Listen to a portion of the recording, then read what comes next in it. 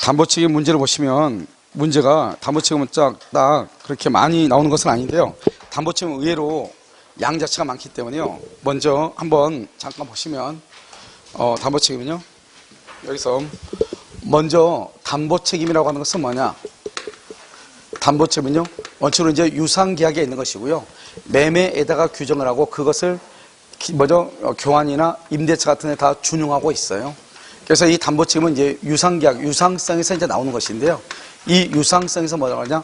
우리가 이제 이게 균등해야 되거든요. 그래서 이 유상성에서 나오는 것이고, 담보책임은 두 가지가 있는데, 하나는 수급인이에요. 수급인의 담보책임이라고 하는 것이 있어요. 그다음에 또 하나는 뭐가 있냐? 아니요. 매도인의 담보책임이 있어요. 그래서 우리가 지금 배우는 것은 그러니까 우리가 보면요. 아파트니까 다 우리는요. 하자 보수가 있다고 착각할 수 있어요? 없어요? 있죠. 그런데 이 하자 보수는 이건 수급인의 담보책임이지 매도인의 담보책임은 아니에요. 자, 첫 번째는요. 그다음 두 번째는 뭐냐면, 첫 번째고 두 번째는요. 우리는 담보책임은 누구냐? 매수인이요. 매수인이 매도인에게 청구해요. 매도인에게요. 매수인이 매도인에게 이걸 담보책임이라고 그래요. 그런데요, 여기요. 571조로 가면은 매도인, 선의의 매도인, 매도인의 계약 해제권이라고 하는 것이 있거든요. 매도인이 계약을 해제하는 거예요. 원래 담보책임은 매수인이 매도인에게 하는 게 담보책임이라고. 그런데 571조로 가면은 매도인의 해제권이 있어. 그런데 이 매도인의 해제권은 담보책임이다 아니다? 아니다 이거고요. 여러분요, 이 담보책임은 여러분들 실무에서 실무를 하잖아요. 실무하다 보면 가장 많이 부딪히는 게 담보책임이에요. 여러분 집 팔았죠? 집 팔고 갔는데요. 갑자기요. 한 달 있다가 빚센다고 있잖아요. 화장실 샌다고, 특히 다른 거 아니야. 꼭 화장실 샌다고. 그리고 수리를 누가 해야 되는가 이 말이죠. 알겠죠? 이때 이게 바로 뭐냐? 이게 담보책임이에요. 그러면 이 담보책임을 정확하게 모르면 나중에 낭피를 볼 수 있어. 알겠죠? 상대방 목소리 크면요. 질 수 있단 말이죠. 아시겠죠? 그러니까 담보책임은 매수인이 매도인에게 청구하는 것이고, 그 다음에 571조에서는 매도인이 해지한 것인데 이것은 실질적으로 담보책임이 아니다. 그래서 담보책임이 아니다. 담보책임이 아니다. 이게 중요해요. 담보책임은 누구한테? 매수인이 매도인에게. 이게 담보책임이다. 알겠죠? 자, 그 다음에 이제 여기서 이제 보면 담보책임은요, 권리의 하자가 있고요. 권리, 여기요, 물건의, 여기 좀 있으면 보죠. 먼저 우리가 569조가 있어요. 우리가 타인 소유물이요.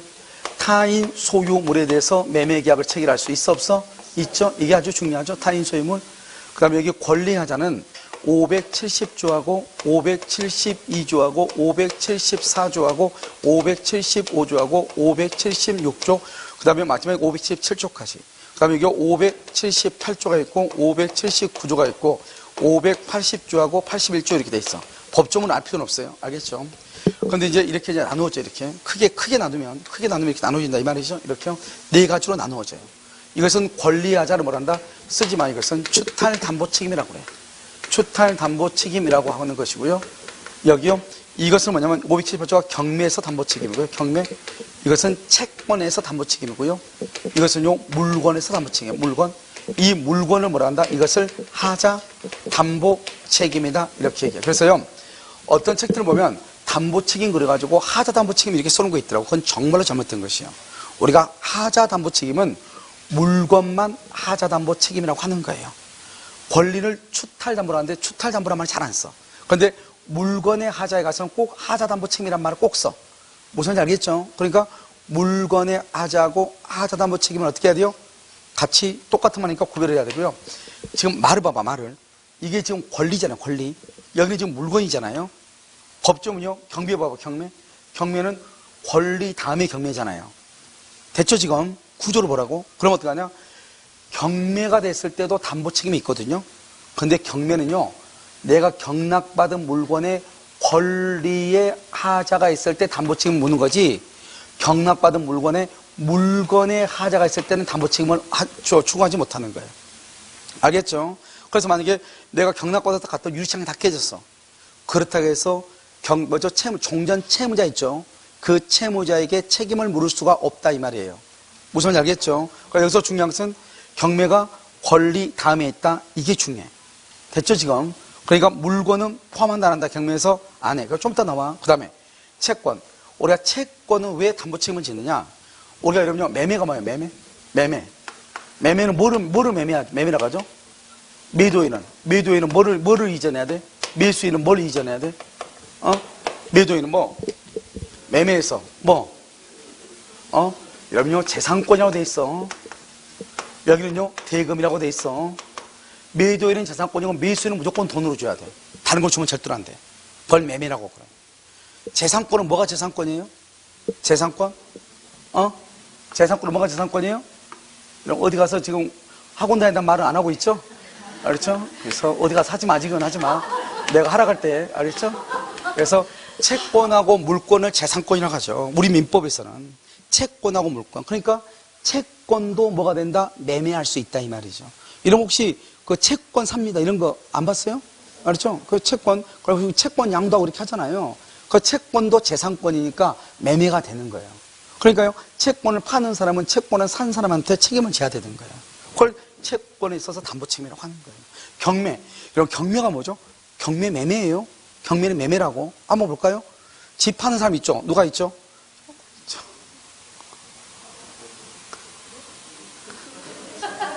아니, 아까요. 뭐 하다가요. 시장이 그 뭐죠? 두유를 쏟았는데요. 여기까지 튕겼나 봐요. 갑자기 만졌더니 뭐 이상한데요? 자요? 자요? 자, 경매하고요. 채권하고요. 자, 물건하고 이렇게요. 자, 여기요. 570조죠. 570조 뭐냐면 전부예요. 전부. 우리는 보통 전부란 말을 안 써요. 그냥 타인의 권리라고 그래요. 전부란 말을 안 써. 알겠죠? 일부는요, 반드시 일부란 말을 써요. 그래서 일부 타인의 권리라고 얘기해요. 그 다음에 여기 514조는요, 수량 부족이라고 그래요. 수량 부족. 여기 일부 멸실이라고 얘기를 해요. 576조는요, 575조 용익 권능의 제한이라고 하고요. 전세권, 저당권 행사라고 그래요. 그러면 여기 봐봐요. 이게 지금 다 권리에 관한 거잖아요. 그러니까 시험에 보통은요, 여기서 보통 나와요. 1번, 2번, 3번, 4번, 5번 이렇게. 알겠죠? 그 다음에요, 사례형 문제로 나오면 경매가 좀 시험에 잘 나와요. 사례형. 우리가 이 채권은요, 딱 시험에 2번 나왔어요. 알겠죠? 지문으로만. 그 다음에요, 이 물건은 가끔 우리가 물건은요, 단일의 문제로 한 번인가 나오고요. 그 다음에는요, 지문으로 많이 나오죠. 그런데 보통 물건 권리는 여기서 문제가 나오죠. 여기 봐봐요. 아까 내가 말했죠, 여기요. 매수인이 누구한테요? 매도인에게 청구하는 것이 뭐다? 담보 책임이다. 이렇게 얘기했잖아요. 근데요, 어떤 매수인이 청구하느냐? 무조건 청구하는 게 아니에요. 선의의 매수인이야. 선의의 매수인이 청구하는 게 원칙이에요. 선의의 매수인, 이렇게. 그런데 여기 물건은요, 여기 물건의 하자는요, 어떤 매수인이요? 선의 무과실이요. 선의 무과실의 매수인이요. 말이 완전 다르죠? 권리는 선의만 되고, 과실이 있어도 되고, 없어도 돼. 그런데 여기는요, 선의 무과실의 매수인, 선의 무과실. 완전히 다르죠? 알죠? 물건하고 권리하고. 두 번째는요, 여기는요, 제척기간이요, 선이니까 선의는 안날이요. 안날로부터 몇 년이다? 1년이고요. 만약 여기가 선의가 아니고 악인 경우가 있긴 있어. 악인은요, 계약을 체결한 날로부터 몇 년이다?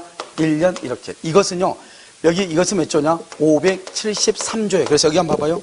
여기 572조 다음에 여기 573조 생략돼 있죠? 생략돼 있죠? 이게 바로 573조예요. 573조. 악인은 계약을 체결한 날로부터 1년. 선의는요, 안 날로부터 1년. 항상 이걸 딱 섞죠. 알겠죠? 그래서 이게 573조예요. 그럼 여기 봐봐요. 여기 570조 다음에 또 조문이 하나 또 비었죠. 지금 이빨이. 비었죠. 571조. 이게 바로 뭐냐? 여기에요. 매도인이 계약을 해지하는 거. 그냥 매도인이 아니고 선의의 매도인이야. 선의의 매도인이. 그 말 무슨 말이냐? 집을 판 사람이 자기 집이 아닌 것을 모르고 판 거예요. 자기 집을 알면서도 아니라고 하는 것을 알면서 팔면은 전부 타인의 권리인데 자기 집이 아니라는 것을 모르고 판 거예요. 알았죠? 그랬을 때 571조가 돼. 이게 571조. 그래서 570조, 571조, 572조, 그 다음에 573조, 574, 5, 6, 7 이렇게 가는 거예요. 무슨 알겠죠? 그 다음에 여기서 이제 또 한 가지 알아야 될 것은 저당권, 전세권의 행사는 경매가 됐다면 경매. 이런 경매에서는요, 매수인의 뭘 불문한다? 선, 악을 불문해. 선이 아기를 안 따져. 선이 아기를 안 따져. 불문하고요. 알았죠? 이거는 제척기간이 있어 없어?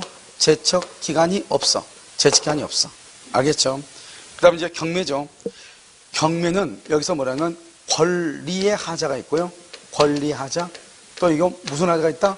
물건의 하자가 있는데요. 이 물건의 하자를 뭐란다? 이것을 법률적 장애라고 얘기해. 이것은요, 인정 안 돼. 권리 하자만 인정을 해. 알겠죠? 그러면 채권은요, 어떻게 나오냐? 채권은 변제기 도래. 변제기가 도래했느냐? 변제기가 미도래. 도래하지 않았느냐? 따라서 달라져. 그러니까 그 채권이 지금 현재 변제기가 돼서 돈을 받을 수 있느냐? 돈을 받을 수 없느냐? 이 말이죠. 이게 따라 달라져. 그 다음에 물건은요, 580조는 특정물. 여러분요, 아파트 만약에 여기 아파트 있죠? 이 아파트요, A동, 1동, 비아체 뭐죠? 101동, 101호.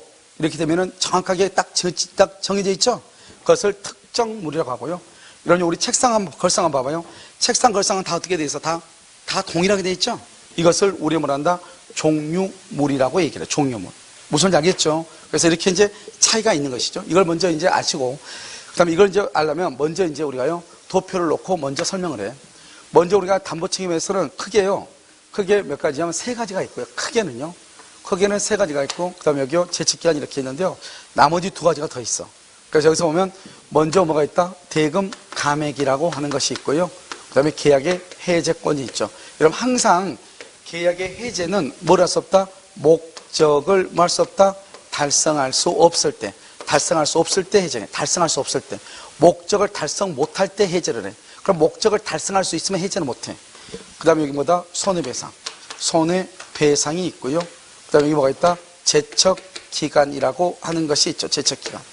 그럼 여기서요, 570조, 572조, 574조, 575조, 576조. 이렇게 하고요. 그 다음에 여기가 뭐가 있냐? 581조. 80조 말고 81조 그냥 이렇게 하면 돼요. 그럼요, 570조는 뭐죠? 570조는 전부 타인의 권리. 전부.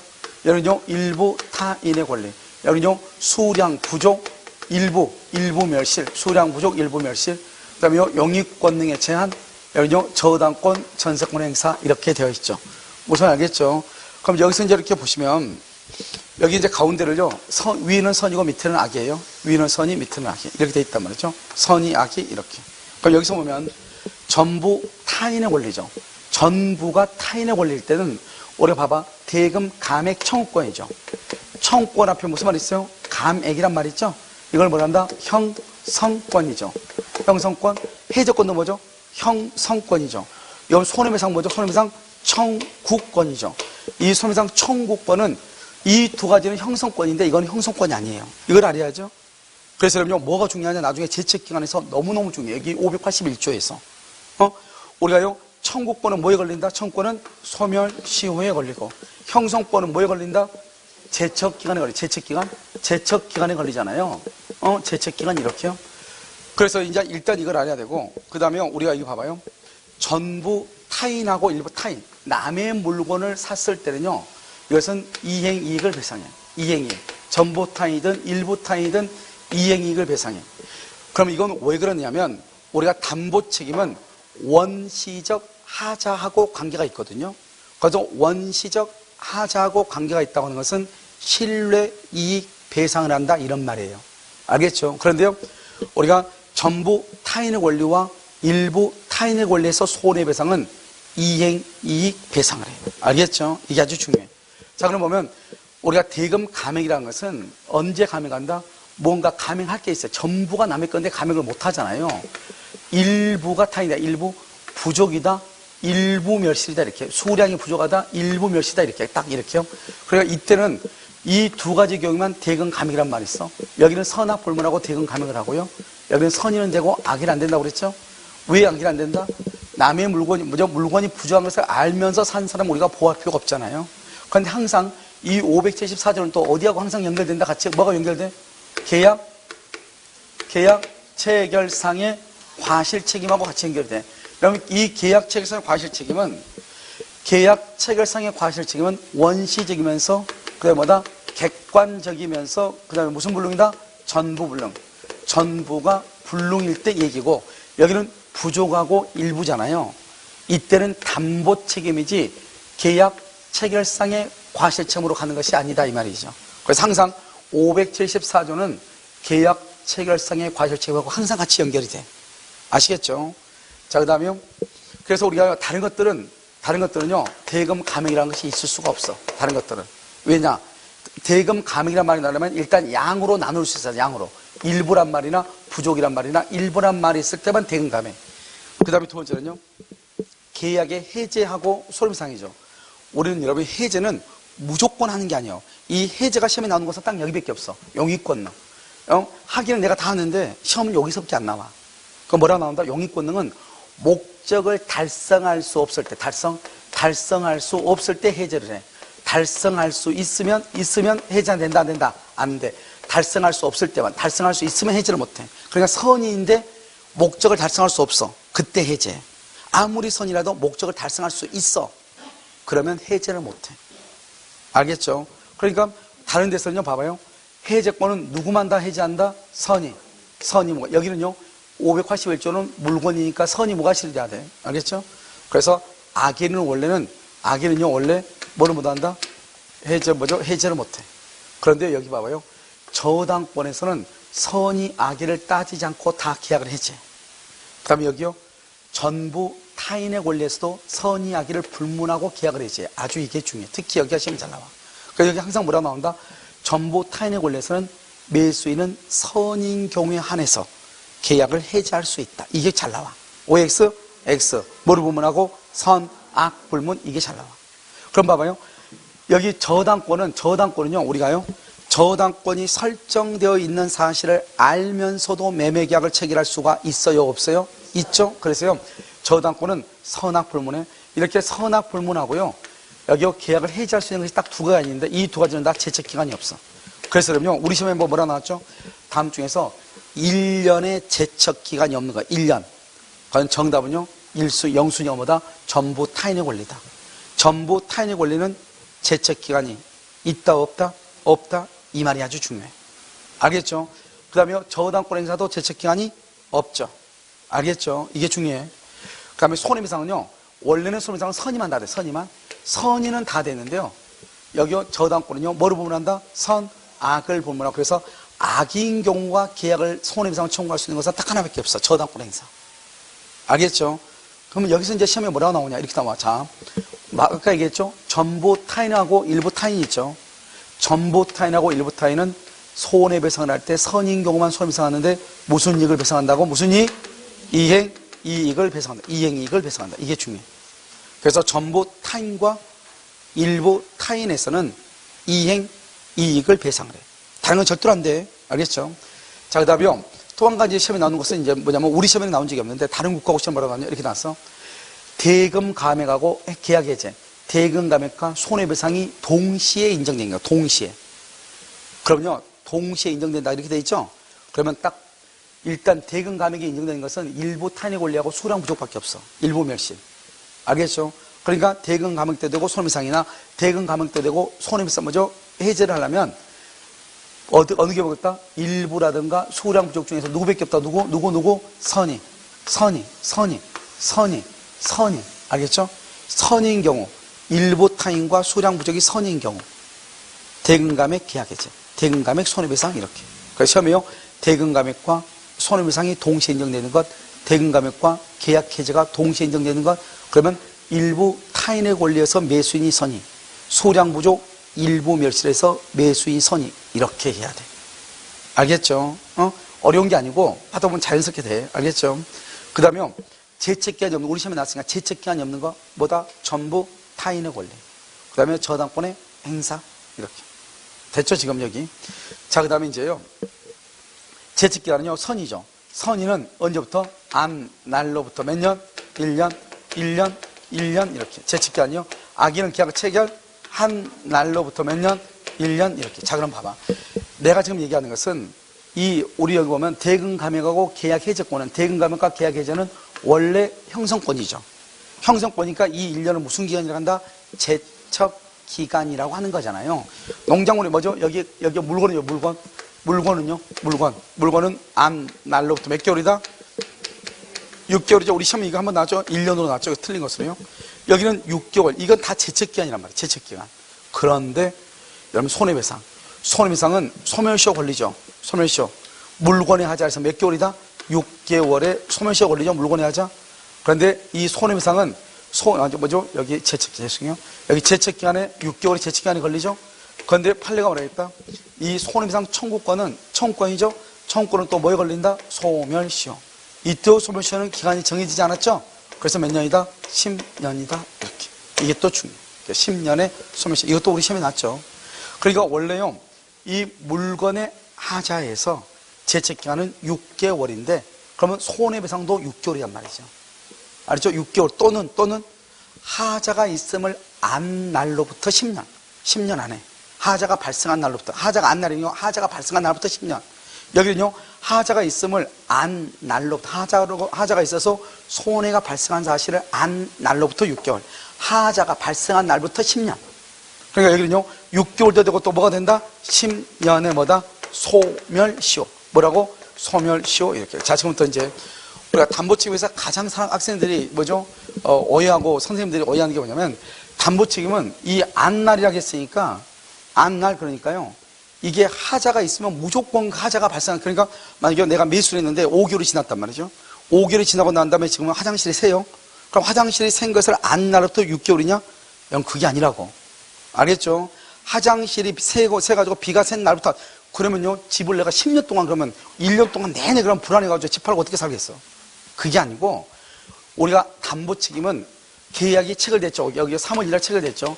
그러면 3월 1일 체결되기 이전에 여기서 뭐가 있었냐? 하자가 있었어. 이 하자가 있다가 이것이 계약을 체결하고 난 다음에 여기서 발생해요. 하자가 여기서 발생했어. 알겠죠? 그러니까 그 발생한 하자가 발생해서 그로 인해서 내가 손해가 있다. 이것을 안 날로부터 6개월이다 이 말이지. 그러니까 이 하자는 그 전에는 없다가 오늘 새롭게 하자가 발생했어. 이건 담보 책임이 아닌 거예요. 알겠죠? 이런 그러니까 만약에 집을 팔았는데요. 3개월 정도 지나고 난 다음에 화장실이 샌다고 해가지고 매수인이 갑자기 전화가 와. 그럼 그거 수리해야 돼, 안 해야 돼? 그건 안 하는 거예요. 화장실이 날마다 물 쏘는 데잖아요. 거기 3개월이나 지나도 아무 문제가 없어가지고 이제 샜으면 그 사람들이 사용하다가 새롭게 발생한 하자지. 그 전부터, 1년 전부터 물이 조금씩 흘러가지고 그게 이제서야 물이 새는 거 아니잖아요. 여러분 내 말 지금 이해됐어요? 그래 우리가 담보 책임이라고 하는 것은 지금 하자가 발생했는데 그것을 안 날로부터 6개월이 아니고 계약을 체결하기 전에 있었던 하자가 계약을 체결하고 난 다음에 발생했는데, 이것이 이제 발생해가지고 내가 손해가 발생했다는 것을 안 날부터 6개월. 하자가 발생한 날부터 몇 년? 10년. 이 말이라니까. 무슨 말인지 알겠죠? 그러니까 여러분요, 담보 책임을 만약에 우리가요, 목소리 큰 여자가 물론 이이지만 목소리 크다고 해서 되는 것이 아니고 법적으로 따지면은 하자가 언제부터 있었느냐. 이게 중요하죠. 무슨 말, 근데요, 이런 경우 있죠. 예를 들어서 베란다가 샌다. 베란다가. 비가 오니까 이제 새.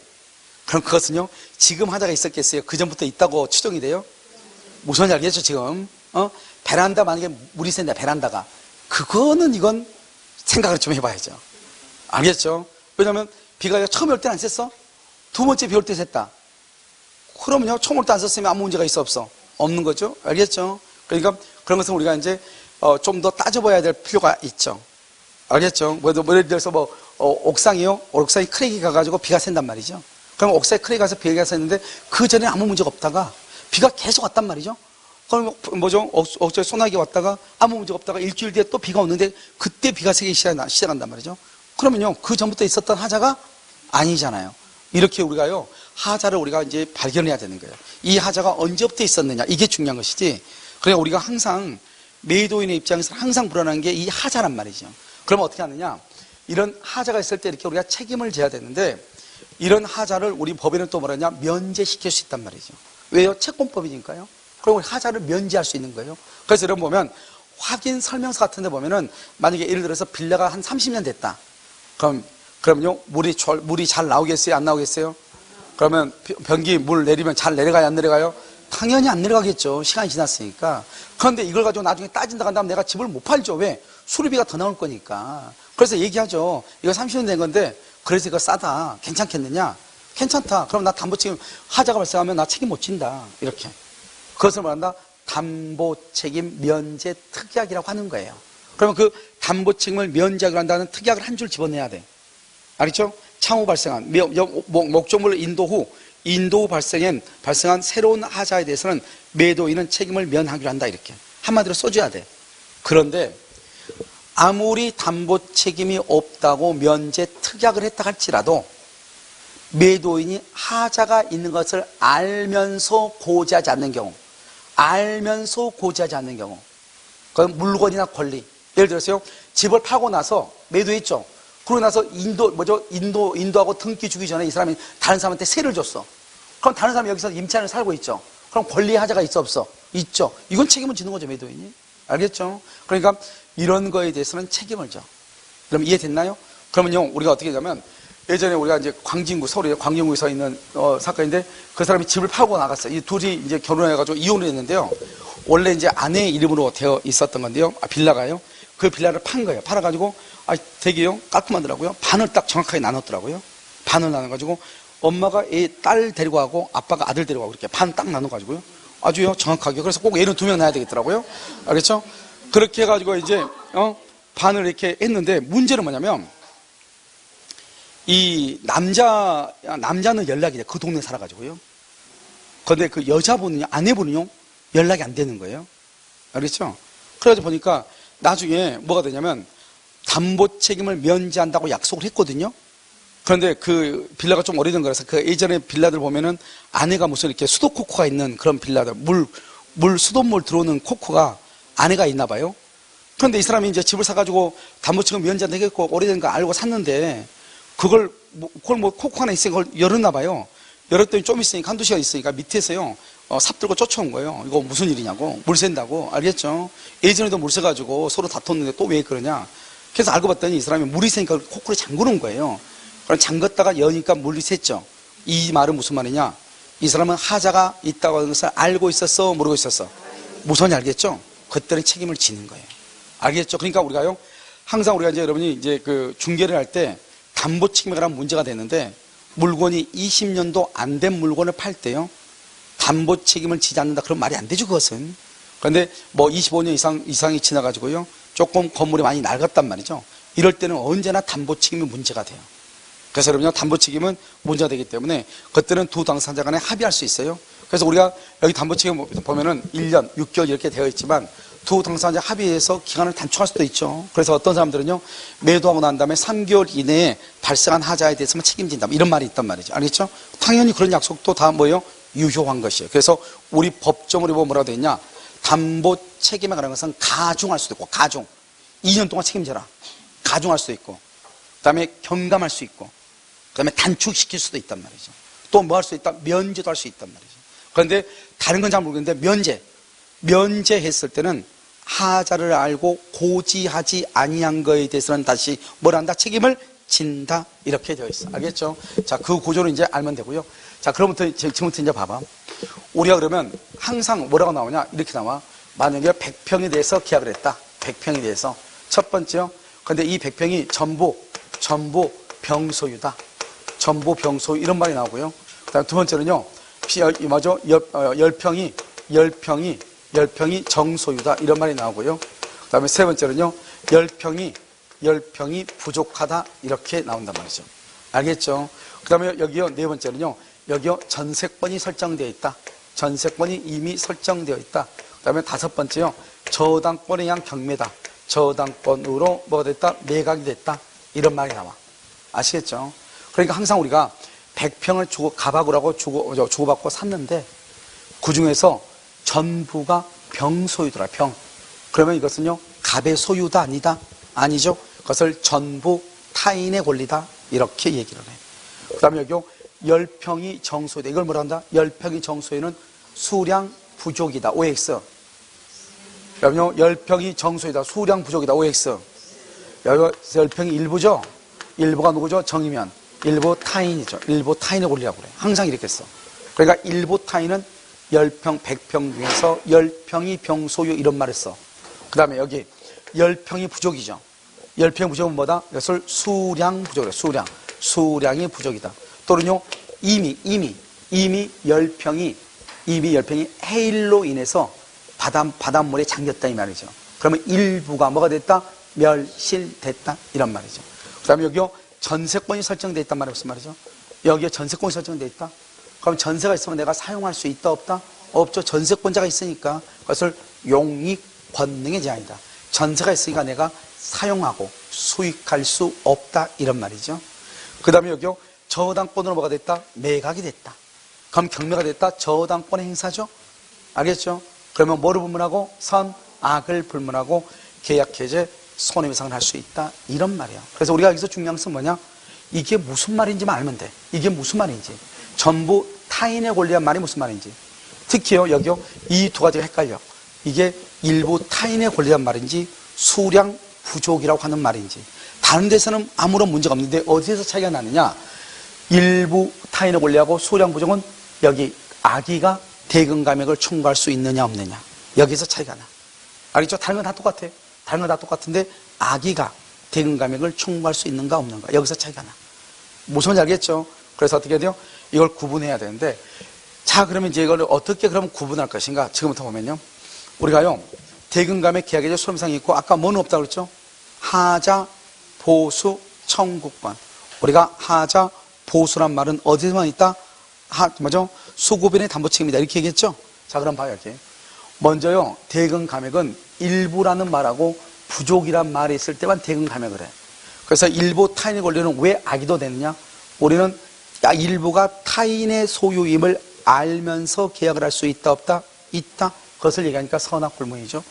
계약의 해제와 손해배상은 누구는 다 되냐? 선의는 다 돼, 선의. 다시, 대금 감액은 일부란 말하고 부족이란 말이 있을 때만. 그 다음에 계약의 해제하고 손해배상은 누구만? 선의만. 알겠죠? 근데 선의, 악의를 따지지 않는 거 딱 하나가 있어. 저당권의 행사. 됐죠? 그럼 끝났잖아요. 이게요, 담보책임이 전부 다예요. 자요, 대금 감액은 뭐다? 일부가 뭐다? 일부 부족이란 말이 있을 때. 그 다음에 계약의 해제와 손해배상은 선의는 다 돼. 선의는. 그 다음에요, 선의는 다 되죠? 그런데 저당권은 뭘 불문한다? 선, 악을 불문해. 우리가 계약의 해제는 목적을 달성할 수 없을 때 하는 거거든요. 그런데요, 여러분요, 전부 타인의 권리, 전부 타인의 권리, 전부 타인의 권리에서는 목적을 달성할 수 없으니까 악의도 계약을 해제. 이렇게요, 선악 불문하고 계약을 해제하는 게 딱 두 가지가 있어요. 전부 타인의 권리, 저당권의 행사. 이 두 가지는 뭐가 없다? 제척 기간이 없고요. 그럼 제척 기간은요, 안 날로부터 선의는 몇 개월, 몇 년? 1년. 악의는 한 날로부터 1년. 물건은 6개월. 알겠죠? 그 다음에 여기요, 손해배상은요, 전부 타인의 권리와 일부 타인의 권리에서 손해배상은 무슨 이익이다? 이행이익이다. 이렇게 됐죠? 그래서 여기까지가요, 기본적으로 하나고요. 그 다음에 이제 여기서 보면 이 저당권 있죠? 이 저당권의 행사에서는 또 뭐가 있냐? 선, 악, 불문하고 뭐가 있냐면 출제비용 상환 청구권이라고 하는 것이 있어. 출제비용 상환 청구권 이렇게요. 출제비용 상환 청구권 이게 하나 있어. 그럼 이 말이 무슨 말이에요? 출제비용 상환 청구권이라고 하는 것이 뭐냐면 우리가요, 자기가 대신 돈을 내가지고 경매가 될 것을 막았다 이 말이잖아요. 그것은 선악 불문하고 출제비용 상환 청구권이 있고요. 그 다음 우리가 저당권이 있다 해서 언제나 경매가 된 담보책임을 지는 것이 아니고 이런 경우만 있죠. 갑이요, 이게 5억짜리죠. 5억짜리인데 을이요, 여기에 지금 2억이 있죠. 그런데 봐봐, 내가 이 돈을요, 이 병이 샀는데 병이 5억을 다 주고 산 경우가 있고 3억만 주고 산 경우가 있어. 그럼 뭐요? 5억을 다 주고 샀다는 것은 너 이게 5억짜리를 5억 주고 샀죠? 저당권이 2억이 있는데 그 말은 무슨 말이죠? 병이 갑한테 주면서 2억 너가 갚아라 이 말이잖아요. 그 말이죠? 그런데 얘가 돈을 갚았다 안 갚았다? 안 갚았다 이 말이죠. 그러니까 여기서 경매가 들어오죠. 그러니까 이 사람이 할 수 없이요, 경매를 막으려면 2억을 갚아야 되겠죠. 그 2억을 갚는 것을 출제 비용이라고 하는 거예요. 그런데요, 5억에서 2억인데 2억짜리인데 2억을 내가 끌어안고 우리 보통 매매된 건 얼마만 주죠? 3억만 주죠. 이렇게. 이럴 때는요, 경매가 되면 자기가 책임져야죠. 그렇잖아요. 자기가 5억짜리 얼마에 샀으니까 3억에 2억은 자기가 책임진다겠죠. 그러니까 2억도 매매대금이잖아요. 그러니까 2억을 병이 책임진다 이 말은 아직 병은 매매대금을 다 준 꼴이다, 주지 않는 꼴이다. 그러니까 주지 않는 꼴이죠. 그러니까 담보책임이 있다 없다? 담보책임이 없는 거예요. 아시겠죠? 자, 이게 이제 중요하고 또 한 가지는 뭐냐면 여기 또 한 가지 중요한 것은 우리가 봐봐요. 우리가 저당권이 있는 집 있죠. 저당권이 있는 집을 매수했어. 그래서 등기를 했죠. 등기해서 여기 소유권이 되죠. 소유자. 저당권이 있는 집을 매수했는데요. 나중에 경매가 됐어. 경매가 돼가지고 소유권을 상실을 했다 이 말이죠. 알겠죠? 한번 볼까요? 가등기요. 가등기가 있는 집을요 매수했어. 병이요. 매수했는데요. 나중에 번등기가 된 거예요. 번등기가 되니까 직권으로 말소가 된 거예요. 어떻게 돼요? 봐봐요. 똑같잖아요. 가등기가 있다가 경매가 돼가지고 상실하거나 번등기가 돼서 말소되거나 구조가 똑같잖아요. 그래서 뭐라고 표현한다? 가등기가 된 부동산을 매수했다가 나중에 가등기에서 번등기가 됨으로써 이 매수인의 등기가 직권으로 말소된 경우 매수인은 매도인한테 576조 담보 책임을 물을 수 있다. 이렇게. 알겠죠? 576조 이렇게요. 자, 근데 그 다음에요. 여기서 이제 다시 한번 보시면 우리가 이제 여기서 뭐를 보냐면 경매란 뭐죠? 경매는요 보면 갑이 있죠. 갑을 뭐라 한다? 채무자 또는요 물상보증인이라고 그래요. 우리가요 저당권 설정자는 채무자나 물상보증인이죠. 그 다음에 여기 을이 있죠. 을을 뭐라 한다? 채권자. 이 채권자를 뭐라고 한다? 이 사람을 저당권자라고 얘기를 하는 거예요. 이 사람이요 갑한테요 1억을 빌려주고요 이 을이라는 사람이 저당을 잡았어요. 그런데요 나중에 이 집이 뭐가 됐다? 이 저당권자가 경매해서 경매가 됐죠. 경매가 돼서 병이라는 사람이 경락을 받았죠. 이것을 경락인이라고 얘기하는 거예요. 그래서 이렇게 경락을 받았잖아요. 그러면 이제 어떻게 한다? 이 경락인은 누구하고 똑같다? 매수인하고 똑같고요. 매수인. 채무자나 물상보증인은 누구하고 똑같아요? 집 팔렸죠. 이 사람 누구하고 똑같아? 매도인이나 똑같죠. 그러니까 우리가 담보 책임은 누가 누구한테 묻는 것이다? 매수인이 매도인. 그러니까요 채무자나 물상보증인이 1차적으로 책임을 지고요 채권자가요 2차적으로 책임을 지는 거예요. 알겠죠?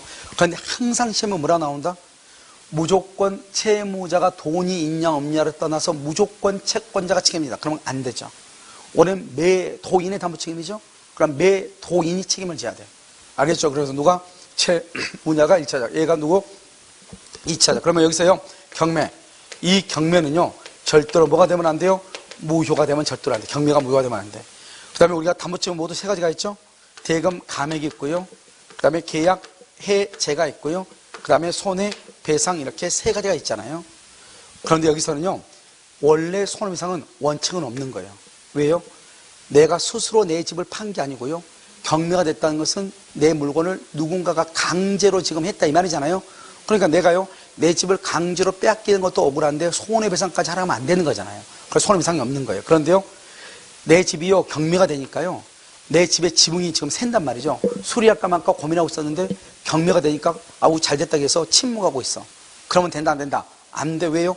이 사람은 경매가 됐다는 것은 자기 집을 파는 것과 똑같단 말이죠. 그러니까요 물건이나 권리에 하자가 있음을 알고 하자가 있음을 알면 뭘 해야 돼? 고지해야 돼. 고지해야 되는데 고지하지 않으면 손해배상 책임을 져. 알겠죠? 그 다음에 우리가 아까 얘기했었는데 경매에서는 뭐다? 경매는 물건의 하자다? 권리의 하자다? 물건의 하자는 아니고 뭐만 된다? 권리의 하자만 된다. 그런데 우리가 판례가 뭐라 했냐? 법률적 장애했죠? 이 법률적 장애를 물건의 하자로 봐. 그러니까 뭐냐면 내가 이 땅을 경락받아서 건물을 짓기 위해서. 그런데 땅을 경락받고 보니까 건물을 건축할 수 없다는 거예요. 그린벨트 지역에 묶여가지고. 다른 법에 의해서 그것을 법률적 장애라고 얘기하는 거예요. 이런 법률적 장애를 뭐라 한다? 물건의 하자라고 얘기를 해요. 이런 물건의 하자는 담보 책임이 있다 없다? 없다? 이렇게 얘기를 하는 거예요. 여러분 지금 이해되셨나요? 알겠죠? 그래서 이것을 경매에 관한 것이다. 이렇게. 그래서 경매 이것을 여러분요 잘 보면 돼요. 이것도 아니죠. 그래서 항상 경매는요 여기 법률적 장애가 시험에 뜰 수 있어. 알겠죠? 두 번째는요 1차, 이게 가장 정답을 많이 했어. 1차적으로 채무자다. 2차적으로 채권자고. 아시겠죠? 원칙적으로 손해배상 책임이 있다 없다? 없다. 이렇게. 경매가 유효가 돼야 돼? 무효가 돼야 돼? 유효가 돼야 돼. 이걸 경매라고 그래요. 자, 그 다음에 우리가 채권에서 한번 볼까요? 채권에서는요 여러분 이렇게 오는 거예요. 우리가 갑이 을한테요 1억 원의 채권을 가지고 채권을 가지고 있으면 이 사람을 뭐라 한다? 채무자라고 하죠. 이 사람 뭐라고 한다? 채권자라고 얘기해요. 채권자요. 이 사람이요 이 1억 원의 채권을 병한테 넘겨. 병한테. 알겠죠? 이 사람은 뭐한다? 채권 양수인이죠. 양수인. 다른 말로 뭐라 한다? 이 사람을 뭐라 한다? 매수인이고요. 이 사람을 뭐라 한다? 양도인 또는 뭐라 한다? 채권의 매도인이죠. 그렇지 않아요? 채권도 재산권으로서 처분할 수 있다고 그랬죠. 자, 그럼 다시 봐. 1월 1일부터 10월 1일까지 이렇게 돼 있죠. 1월 1일에서 10월 1일까지 돼 있죠. 그러면 1월 1일부터 10월 1일까지 이렇게 돼 있잖아요. 그런데요, 이 사람이 이거한테 넘길 때 언제 넘기냐? 10월 1일 날 넘긴 경우 있고 5월 1일 날 넘긴 경우가 있다고. 그러면 10월 1일은 뭐죠? 이행기죠. 이행기 때 넘긴 것이고 이것은요 변제기 전이죠. 변제기 전에 지금 넘긴 거잖아요. 그러면 여기 봐봐. 이 병은 을한테 가서 돈을 지금 10월 1일 날 넘겼죠? 당장 받을 수 있잖아요. 그런데 만약에 5월 1일 날 넘기면요 받을 수 있어 없어? 언제 받아야 돼? 10월 1일 날 받아. 10월 1일 날. 알겠죠? 그럼 봐. 이제 병이요 갑한테요 을에 대한 채권 1억 원을 샀어. 사면서 병이 말하냐? 나 불안한데? 이렇게 얘기해. 만약에 근데 내가 5월 1일 샀는데요 10월 1일 많이 간대. 그러면 을 돈 없으면 어떻게? 이렇게. 그것을 말한다. 채무자의 자력을 담보한다. 이렇게 얘기해. 채무자의 뭐를? 자력을 뭐한다? 담보한다. 이렇게 얘기를 해. 그래서요 병이요 만약에 10월 1일 갔는데 을 돈 없으면 어떻게? 이렇게. 그랬더니 뭐란다? 갑이 그럼 돈 없으면 그럼 내가 책임을 질게. 내가 책임을 질게 이 말이죠. 그럼 뭐다? 자 이제 봐. 10월 1일 팔았어. 10월 1일 넘겼어. 그럼 오늘 가면 당장 을이 돈 받을 수 있죠. 병이 뭐란다? 오늘 가서 돈 없으면 어떻게? 그러니까 돈 없으면 내가 책임질게. 이렇게 자력을 담보한다 이 말이죠. 그러면 언제의 자력을 담보하는가? 그러면 이미 이행기가 됐죠. 이행기. 그러면요 계약 체결 당시 을의 자력을 뭐한다? 담보한다. 체결 당시. 왜? 지금 변제기가 지났으니까 오늘 당장 언제라도 가서 돈 받을 수 있잖아요. 그런데 여기는 당장 돈 받을 수 있다 없다? 없죠. 언제 돈 받아? 10월 1일 받죠. 그래서 이때는요 변제기에 자력을 뭐한다? 담보하는 것으로 추정한다 이 말이죠. 그래서 이것만 시험에 나오는데 우리 시험에는 어떻게 나냐면 이 두 가지를 바꿔서 이행기에 이르렀다. 그러면요 체결 당시에 자력을 담보한다 이렇게 해야 되잖아요. 그런데 여기는요 변제기 전이라고 돼 있잖아요. 그럼 변제기에 자력을 담보한다 이렇게 해야 되잖아요. 이 말하고 이 말을 바꾸는 것. 첫 번째로. 두 번째는요 자력을 담보한 것을 뭐한다? 추정한다. 추정한다지 본다 그러면 안 돼. 본다. 추정한다. 추정한다. 그렇게 해야 돼. 알죠? 본다 그러면 안 돼. 그래서 추정을 본다로 바꿔서 시험 나오고 딱 2번 났어 시험에. 알죠? 그러니까 지문으로만 두 번 지문으로. 그러니까 거의 뭐 시험에 나올 가능성은 많다 적다 이 말이죠. 그 다음에 이제 물건의 하자. 이 물건의 하자를 다른 말로 뭐라고 한다? 물건의 하자를 다른 말로 뭐라고 그래? 그래서 하자 담보 책임이라고 얘기해. 자 그럼 봐봐. 책임. 여기 하자는 뭐냐? 이때 하자는 객관적 하자라고 그래요. 객관적 하자 이렇게. 여러분들 지금 우리가 이제 학원에 지금요 강의를 듣고 있잖아요. 지금 저 냉정관이지. 그건 뭐지? 에어컨을 보니까요 온도가 24도로 가리키고 있네요. 그럼 제가 봤을 때는 여기서는요 약간 덥다고 느껴지거든요. 알겠죠? 근데 여러분 거기서는 어떻게 돼요? 추워요? 그러니까 이게 바로 뭐냐면 이걸 주관적 하자라고 그래요. 그래서 여러분 강의실은요 추워도 하자가 있고요 더워도 하자가 있는 거예요. 무슨 말인지 알겠죠? 어떻게 해야 돼요? 강의실은 어느 부분이나 다 동일하게 온도가 내가 공부하기 가장 좋은 쾌적의 온도가 돼야지 가장 좋은 거잖아요. 그러니까 춥다고 느끼는 사람도 하자가 있는 것이고 내가 여기는 약간 덥거든요. 알겠죠? 덥다고 느낀 나도 하자가 있는 거예요. 이걸 주관적 하자라고 그래요. 그러면 이제 온도를 어떻게 맞춰야 되느냐? 이게 문제죠. 그래서 누군가가 춥다고 해서 에어컨 한번 딱 쳐다보면서 인상을 딱 쓰죠. 그러면요 알아서 뒤에서요 온도 높여. 알겠죠? 왜요? 인상 썼다 이 말이죠. 그러면요 또 어때요? 덥죠? 더우면은 옷을 벗으면서 이렇게 하고 있죠. 그럼 뒤에서 알아서 또 어때요? 또 내리죠. 무슨 말인지 알겠죠? 그러니까 이게요 누구한테 맞추냐 이 말이죠. 이게 주관적 하자는. 그런데 우리의 하자는 객관적 하자라고 하는 것은 뭐냐? 우리 저기 보면요 아마 에어컨 옆쪽 어느 옆면에 보면요 검사 성적서가 붙어 있어요. 알겠죠? 운전했을 때 뭐 전기세는 얼마 나오고 뭐 냉방 능력은 몇 킬로칼로리고 머리 쭉 나온단 말이죠. 그 상태로 성능이 있으면 아무 문제가 없는데 그 상태의 성능이 없을 때 하자가 있다고 하는 거예요. 그것을 말한다? 객관적 하자. 이 객관적 하자는 카탈로그나 그다음 뭐다? 검사 성적서, 이게 중요해. 검사 성적서에 나와 있는 대로 성능이 있으면 오케이. 그렇지 않으면 무효가 된다. 사람을 중심으로 한다, 안 한다? 안 한다. 이런 말이죠. 첫 번째가 중요하고요. 두 번째는요, 확대 손해라고 하는 거 있어요. 확대 손해요. 이 확대 손해가 있으려면 먼저 의무 위반이 있어야 돼. 그 손해에 대해서 의무 위반이 있고 거기에 대해서 잘못이 있어야 돼. 귀책 사유. 알죠? 이것이 있을 때 확대 손해에 대해서 책임을 져.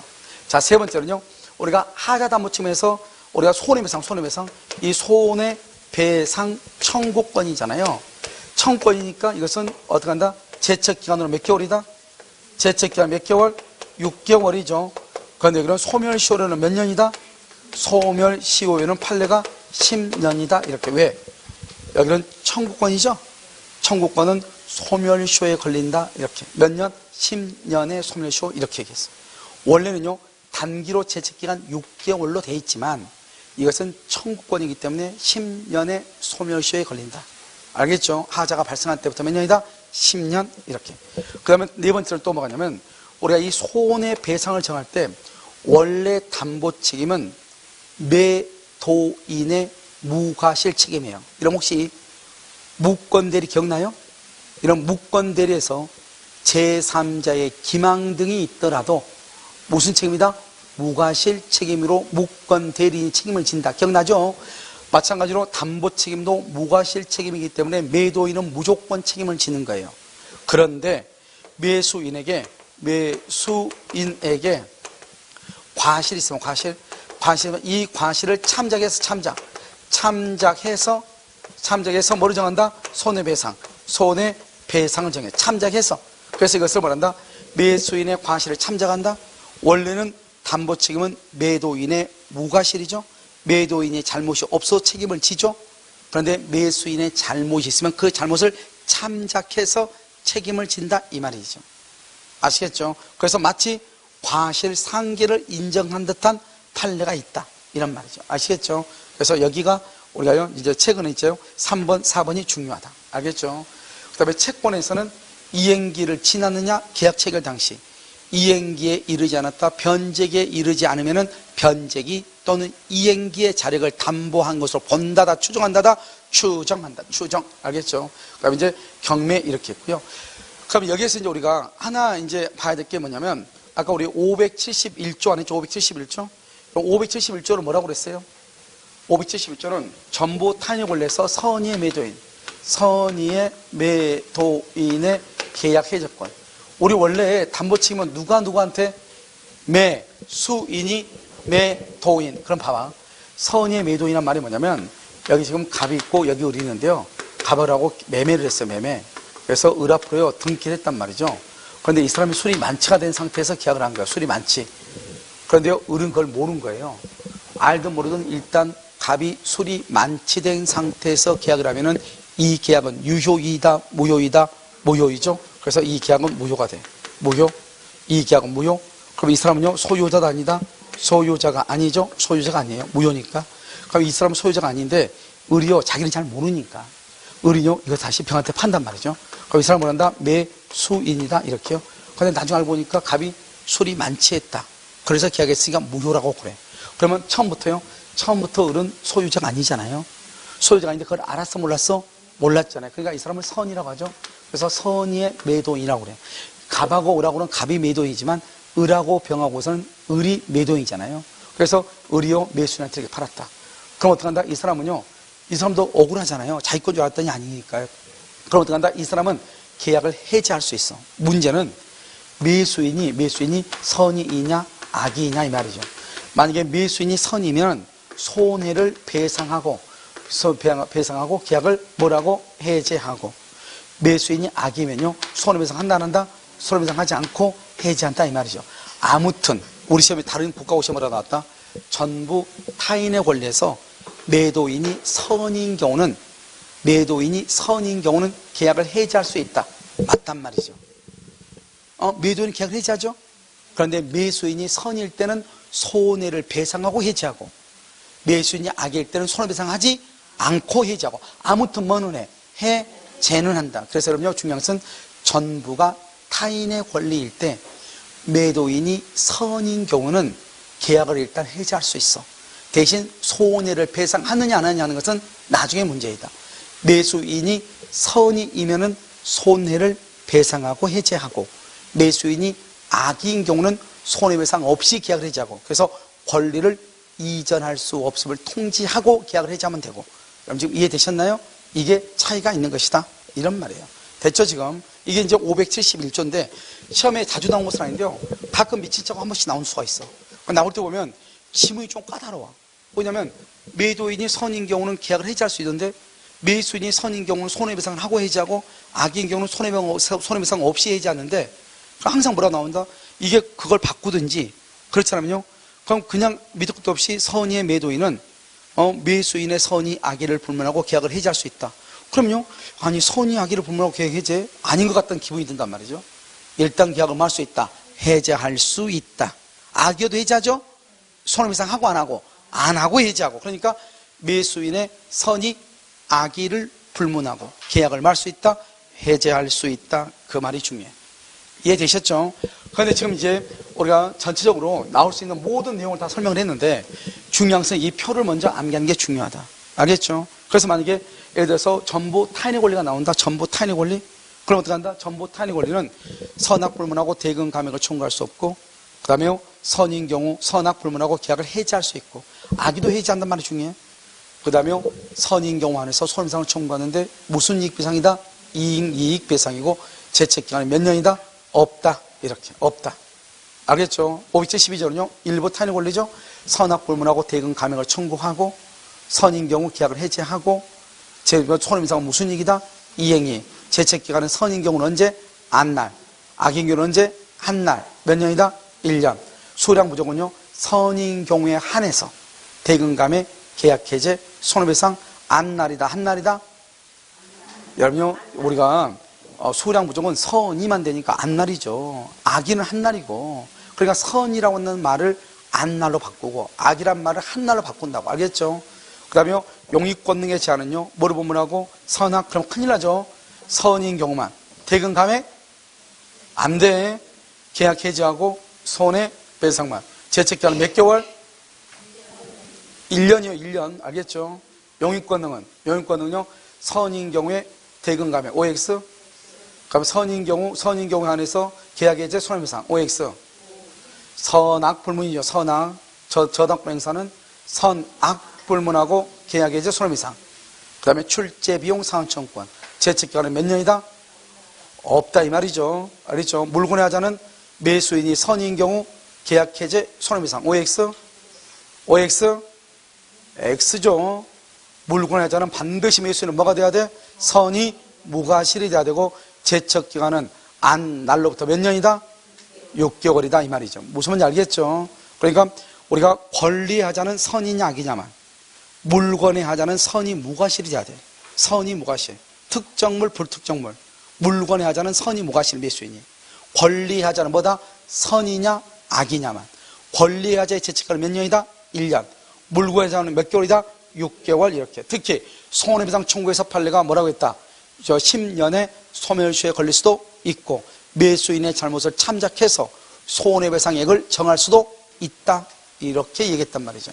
무슨 말인지 알겠죠? 이것을 우리는 제척기간이다 이렇게 얘기를 해. 아시겠죠? 그래서 제척기간은 시험하고 중요한, 시험도 무조건 중요하죠. 일단 합격하고 난 다음에 무슨 중개업이지, 합격도 않고 중개업 얘기할 수는 없잖아요. 그런데 여러분들이 실제로 이 중개업, 이거 담보 책임은 내가 실제로 살아가면서 앞으로도요 수도 없이 겪어야 되는 일이죠. 왜요? 어차피 돈 많이 벌 거니까요. 사고 팔고 계속 할 거 아니에요. 알겠죠? 그러니까 사고 팔고 샀는데도 문제가 되고 팔아도 문제가 되고. 알겠죠? 항상 뭐가 문제다? 담보 책임이 문제가 돼. 알겠죠? 그래서 사고 팔고를 많이 한다는 것은 돈 벌고 있다는 뜻이죠. 그래서 여러분들요 앞으로요 사고 팔고를 여러 번 할 거예요. 알겠죠? 담보 책임은 되도록 겪지 마세요. 우선 알겠죠? 그래서 잠깐 쉬었다가요 문제를 풀도록 그렇게 하겠습니다.